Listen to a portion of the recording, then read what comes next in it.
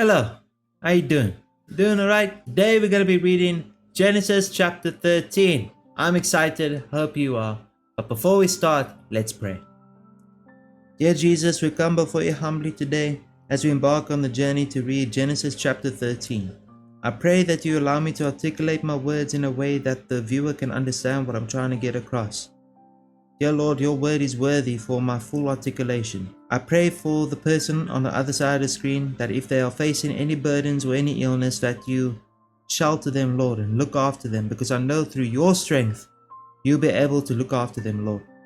I love you, Jesus, with all my heart and so does the person on the other side of the screen. We love you, Jesus. We pray this in Jesus' name. Amen. That's freestyle prayer. Let's move on to Genesis chapter 13. Abram and Lot separate. So Abram left Egypt and traveled north into the Negev, along with his wife, and Lot and all that they owned. Abram was very rich in livestock, silver and gold. From Negev they continued traveling by stages toward Bethel, and they pitched their tents between Bethel and Ai, where they had camped before. This was the same place where Abram had built the altar, and there he worshipped the Lord again. Lot, who was traveling with Abram, had also become very wealthy with flocks of sheep and goats, herds of cattle, and many tents. But the land could not support both Abram and Lot with all their flocks and herds living so close together. So disputes broke out between the herdsmen of Abram and Lot. At that time, Canaanites and Perizzites were also living in the land. Finally, Abram said to Lot, "Let's not allow this conflict to come between us or our herdsmen. After all, we are close relatives.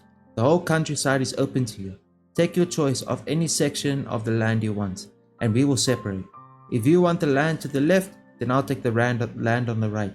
If you prefer the land on the right, then I'll go to the left." Lot took a long look at the fertile plains of the Jordan Valley in the direction of Zoar. The whole area was well watered everywhere, like the garden of the Lord, or the beautiful land of Egypt. This was before the Lord destroyed Sodom and Gomorrah.